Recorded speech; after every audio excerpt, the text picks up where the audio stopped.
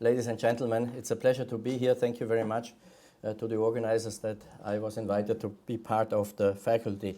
As Basil said, we have now to decide how to run a trial efficiently, and my role is the role of the principal investigator.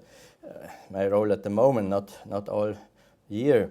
And I run a private institute at an academic teaching hospital for research, and at the same time I'm chairman of the Department of Medicine and Cardiology. And the reason that I started that institute was I was appointed chairman at a very young stage, and I thought if I am chairman for 20 years without doing any research, I will just reproduce and be reactive in medicine, but I rather wanted to be proactive. So perhaps some of you are in the same situation now or pretty soon. Now, it's more interest than conflict. I have had the honor to be national PI in 2 studies. The first one was this Lipidemia International, an observational study where we looked almost worldwide on the targets achieved in lipid lowering.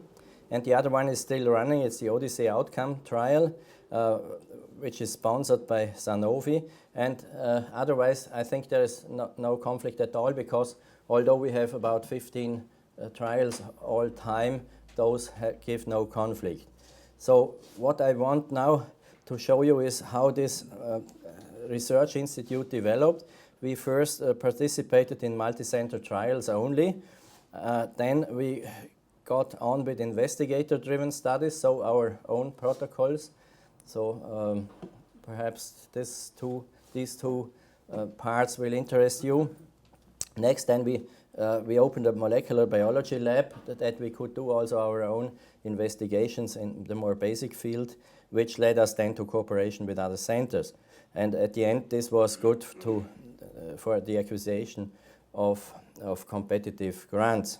We had some grants at the beginning, but there at year 7 or so, there was a big rise in grants. Now, what I want to share with you now in the next 20 minutes is first, of course, the definition of the PI, then something of my personal experience, and then most importantly, I would like to invite you to spell out your personal needs. Also, I think this is true for our whole course. We are also learning from you. It's the first round now we make, and please do also tell me when you dislike something or when you have another opinion. So the definition of the PI is probably more objectively made. Point 2 is then a bit more personally. Now, a principal investigator is the lead scientist. You can see that in almost every definition for a particular well-defined research project, such a defined trial, or as it may be a laboratory study.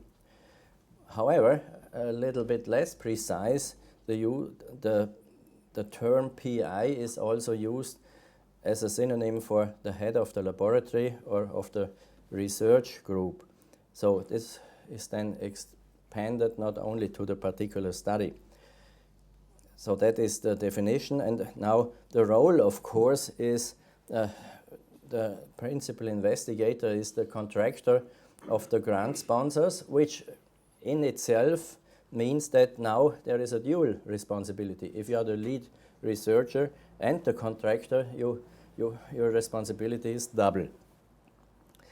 Going out from that definition, let's move to the rights and obligation of the PI. It is first, and let's take a timeline. It's a preparation, then it's the conduct, and even after the termination, it's the administration. Of course, also during the conduct. So it's the 3 things, and in the cartoon you see it's a medical work, but it's also a recording work, so you have your records here. Good.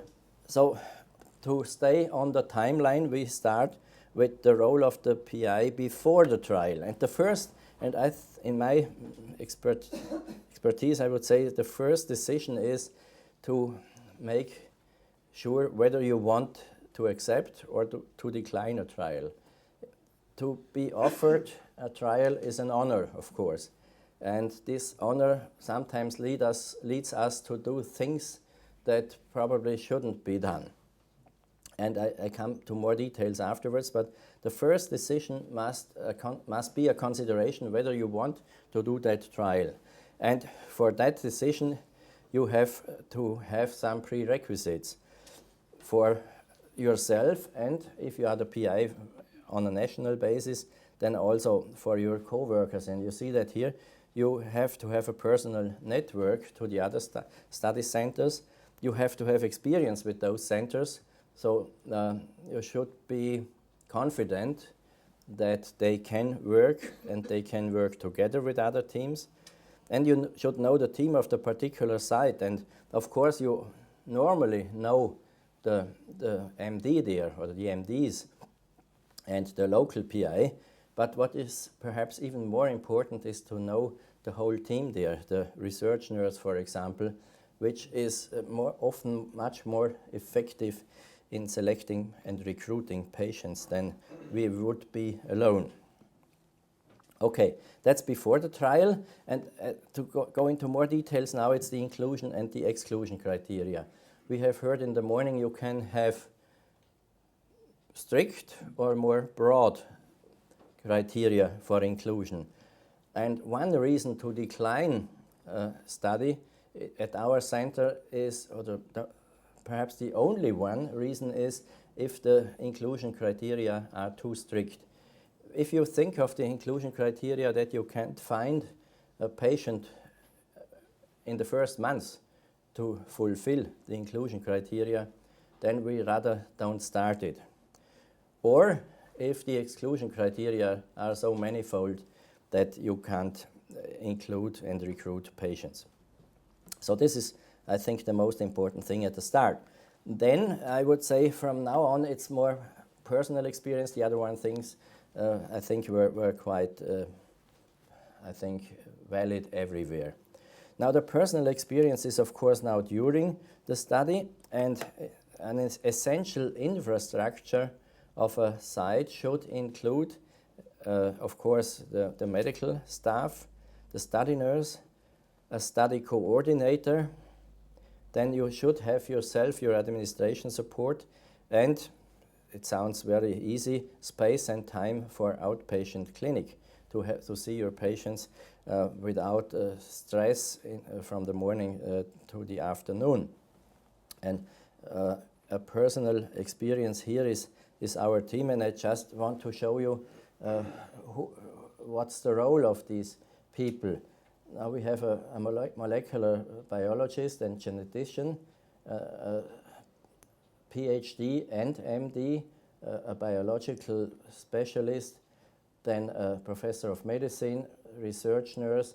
And these two ladies are very interesting because they split the administration work, the secretary work that was pointed out this morning already. And here we have a secretary who has been secretary before at the medical department, but not in research. And if you have only such a type of secretary, you will soon see that much of the vocabulary that she has to deal with is quite strange to her. So from year 1998 on, we decided to have an academic secretary also. And this person is our academic secretary, and she is a biologist. And this works very well. Then this is our study coordinator. This is another PhD. This is another professor of medicine. I think now I have shown you all of them. So you see, in persons, that's what the team behind the PI should represent.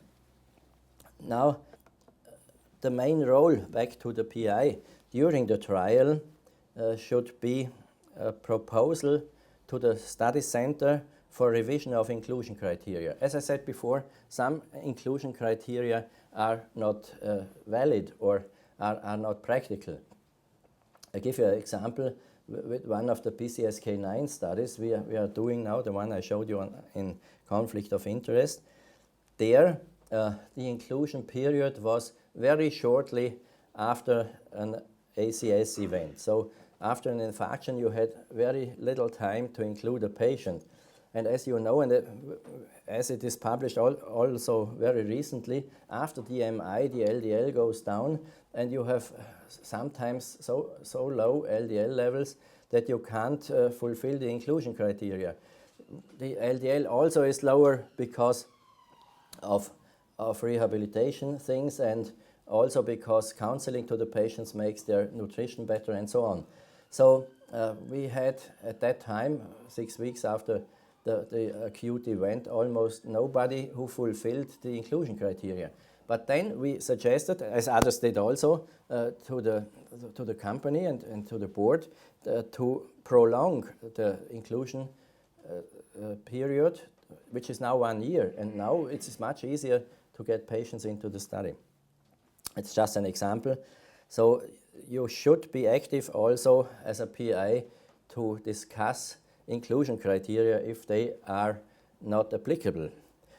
Then exchange with other PIs may be very helpful to know tricks how to get patients to recruitment. Here, regular telephone conferences between the participating sites are standard and are necessary. But also personal meetings are necessary, because on the phone it goes very quickly and sometimes you forget things. Then to share tips and tricks with sub-investigators, so at the own center is very important to motivate the sites. And then in the title was also tribulations. I interpret that as you should also tribulate your co-workers by regular phone calls if the recruitment is behind the schedule, which is more the rule than the exception. Especially at the beginning of a trial, it's my experience as a PI that you are always behind. And this leads me now from the solution of problems with recruitment to the duties of the local PI during the trial. And this is troubleshooting within the center.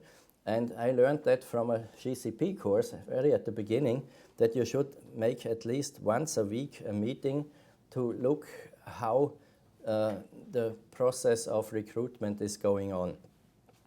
Otherwise, if you have long intervals, you will be surprised that nothing was going on, because as a PI, you don't see every patient every day. And then the next point is, at least in our area, I may say in our country, that there are general practitioners that do not like patients in studies. And it is very difficult to motivate those GPs, but there is also the opposite. There are GPs that are very, very much voluntary to participate in studies. So we select the GPs on that basis. We have, you could say, a list of the good ones and the less good ones. And sometimes for a particular study question, it's very important to have GPs on your side. But this is not written on the lines, but one thing I can tell you, if this troubleshooting doesn't help, if the motivation does not help, and perhaps if you improve the cooperation between divisions in your own institution, if this does not help, then it is love's labor lost, more or less, to try to get patients into the trial.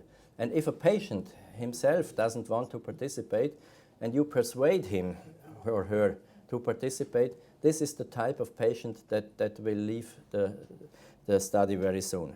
So these are three dimensions how to improve cooperation within the center with GPs and within the hospital. But if this doesn't help, there is little hope.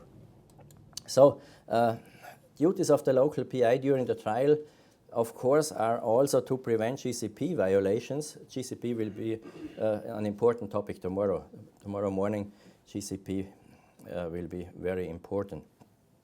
Good clinical practice. The word is not exactly what we mean with clinical practice, but now I come to abbreviations.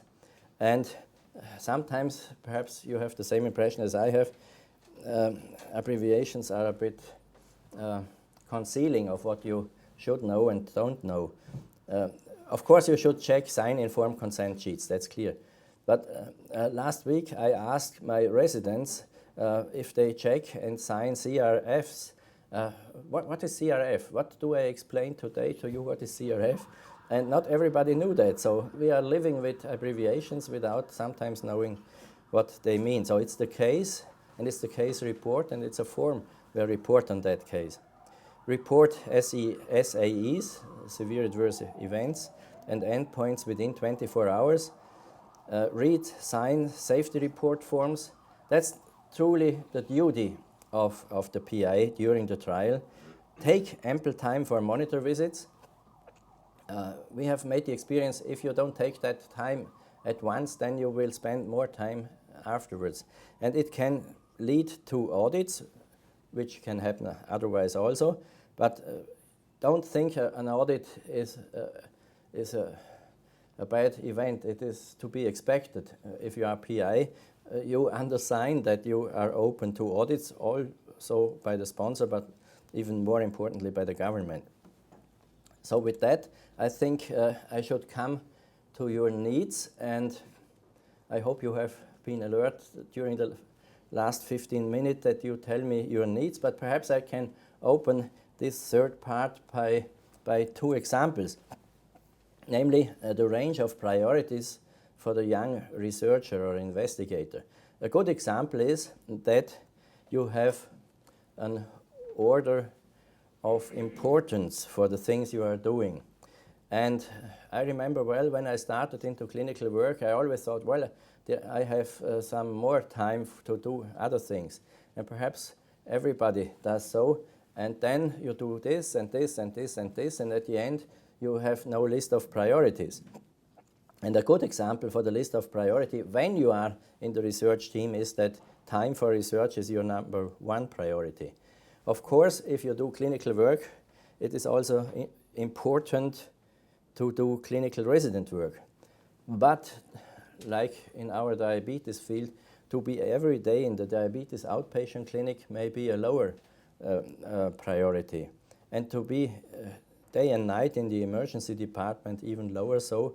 And I must say so, the leisure time, as nice as it is a low priority if you want to spend your time for research with success. So, turn it the other side around. What is a bad example? It's if you say you want to make emergency medicine, you are probably not right in a trial. And if you think your diabetes outpatient clinic is the second most important, you are not right in the trial, and so on. So I think with that, I could ask you now for interactions which we have time for. Thank you very much for listening.